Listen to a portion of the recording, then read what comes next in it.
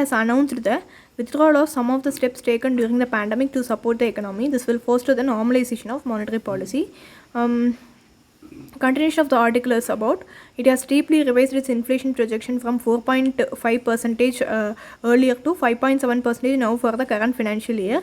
The average global crude oil price of $100 per barrel, FAO Food and Agriculture Organization, FPI Food Price Index, a gauge of global food prices, posted a record growth of 12.6% from February.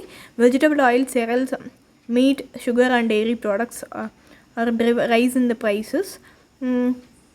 Input cost pressure emerging from the broad-based surge in the prices of industrial raw material and supply chain disruptions. Okay, the LAF, that is Liquidity Adjustment Facility, is a framework to absorb and inject liquidity into the banking system. The idea of SDF, that is Standing Deposit Facility, was first mooted by Urjit Patel Committee report on the monetary policy framework. RBI Act was amended through the Financial Act of 2018 to allow RBI to use this instrument. SDF will be a facility available to banks to park their funds. SDF will serve as a standing liquidity absorption facility at the lower end of the LAF corridor. At the upper end of the corridor is the marginal standing facility to inject the liquidity.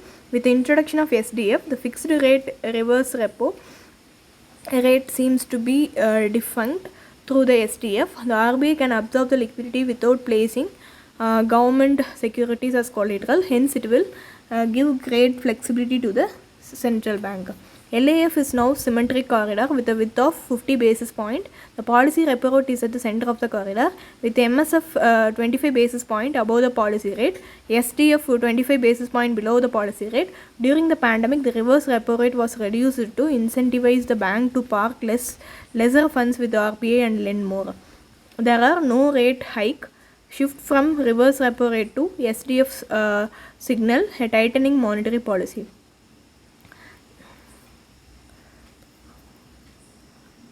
Likely yields on bonds are likely to inch up and remain above the 7% mark. Going forward, trade-off between managing inflation and borrowing program of the government will become challenging. Next article that we are moving into is related to Sri Lanka fall in rice output and the economy.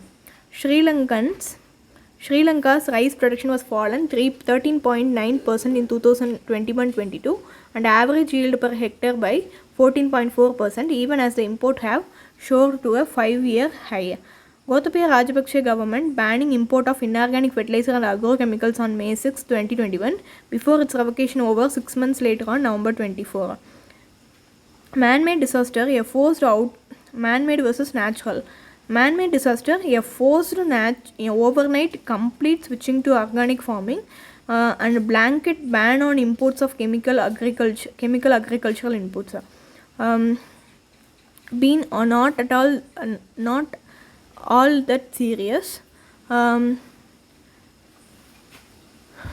at least not as much as natural disaster of 2016 and 17 and 17 and 18, which lead to the massive shrinkage of area planted under rice.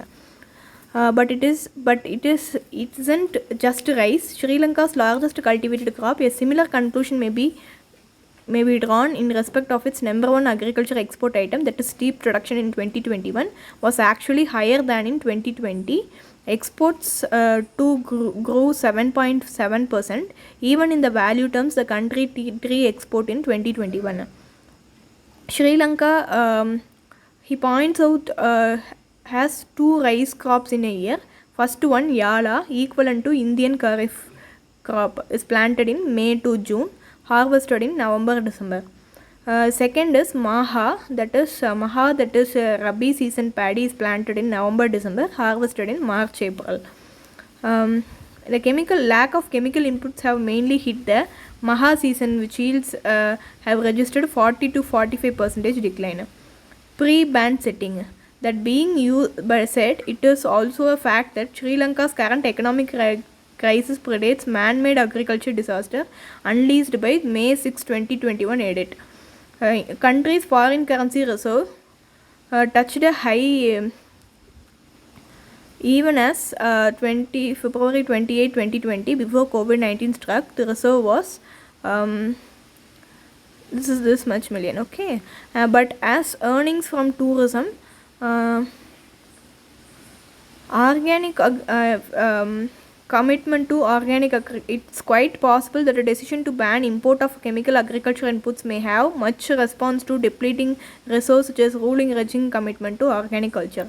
Fertilizer imports alone were valued at $258.94 million in 2020. Banning restricting imports may have been viewed as a means for conserving scarce foreign exchange. It is another thing that same knee-jerk policy had ended up hurting Sri Lanka's tea exports. It's having to import rice at a greater cost than fertilizers and crop protection chemicals. Next article is related to language India speaks. Home Minister Amit Shah suggested that states should communicate with each other in Hindi rather than English, while stressing Hindi should not be an alternative to local language. 2011 linguistic census accounts for 121 mother tongues, including 22 languages listed in 8th schedule of the Constitution. Hindi is the most widely spoken, with 52.8 crore individuals, or 43% of the population, declaring it as their mother tongue. Next highest is Bengali, mother tongue of 97 lakh, that is 8%, less than 1/5 of the Hindi's count. In 1971, 37% of India had reported Hindi as their mother tongue, a share that has grown over the next 4 census to 38.7%, 39.2%, 41%, and 43.6% at last count. Mother tongue have declined as Hindi's share has risen. Number of mother tongue other than Hindi has faced a decline in the terms of share. For example, Bengali share in the population declined by just 0.14 percentage points from 1971 to 2011. In comparison, Malayalam and Urdu have highest declines among the mother tongues, with at least 1 crore speakers in 2011. What explains Hindi high numbers? One obvious explanation is that Hindi is a predominant language in some of the India's most populous states, including Uttar Pradesh, Madhya Pradesh, Bihar. Another reason is that number of languages are bracketed under Hindi by census enumerators according to him. Okay, in 2011 there are 1,383 mother tongues reported by people, and hundreds were knocked out, and these mother tongues were then grouped into language. Under Hindi, they have listed in nearly 65 mother tongues. Among them, Bhojpuri and 5 crore people have reported Bhojpuri as their mother tongue, but the census has decided that Bhojpuri is Hindi. Citing other example, he said if one were to knock out the other language merged with Hindi, the total figure goes down to 38 crore. How widely is English spoken? Although English alongside Hindi is one of the 2 official language of the central government, it is not among 22 languages in the 8th schedule. It is one of the 99 non-scheduled language. In terms of mother tongue, India had just 2.6 lakh English speakers in 2011. It was the second language of 8.3 crore responded in 2011. As mother tongue, Maharashtra accounted over 1 lakh of 2.6 lakh English speakers. As second language, English is preferred over Hindi in parts of Northeast. Among the non-scheduled language spoken in the Northeast, Kasi, predominant in Meghalaya, is the mother tongue of 14.3 lakh, of whom 2.4 lakh declared their second language as English and 54,000 as Hindi. Next article that we are moving into is, let us see in detail. It's an important article that is about megalithic jars in Assam. Discovery of megalithic jars in Assam, Dima Hazau district, has brought to focus possible links between India's Northeast and Southeast Asia dating back to 2 millennium BC. Okay, there are typical and morphological similarities between the jars found in Assam with the stone jars found in Laos and Indonesia.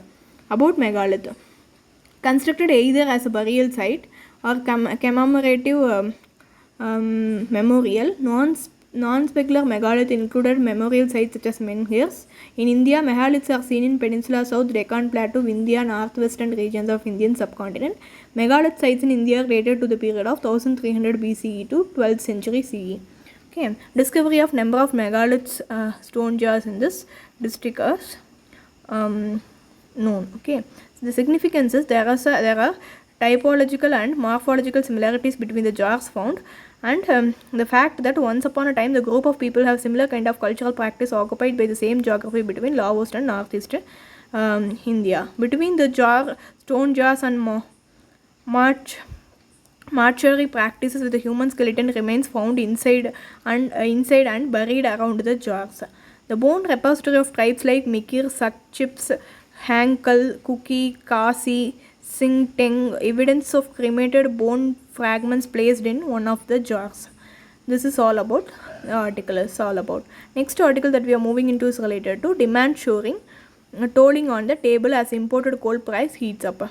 Under tolling, states can give coal to some other plants via competitive bidding where powers can be generated and transmitted to the states with original linkage.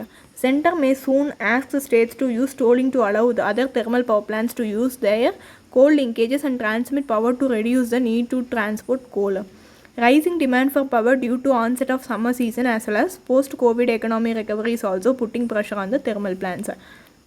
No shortage of domestic coal, but logistic for coal delivery was designed for certain amount of imported coal. Cut 5G spectrum base price by 35 to 40%, suggests Troy. Telecom Regulatory Authority of India recommended slashing the base price between 35 to 40% of fraction of major 5G spectrum airwaves, while also suggesting that all available spectrum. TRAI also suggested easing some of the minimum rollout MRO obligations for deployment of 5G by means of new entrants in the telecom sector. Telecom service providers should also allow to surrender spectrum easily by paying a spectrum surrender fee of Rs 1 lakh per spectrum band per licensed service area.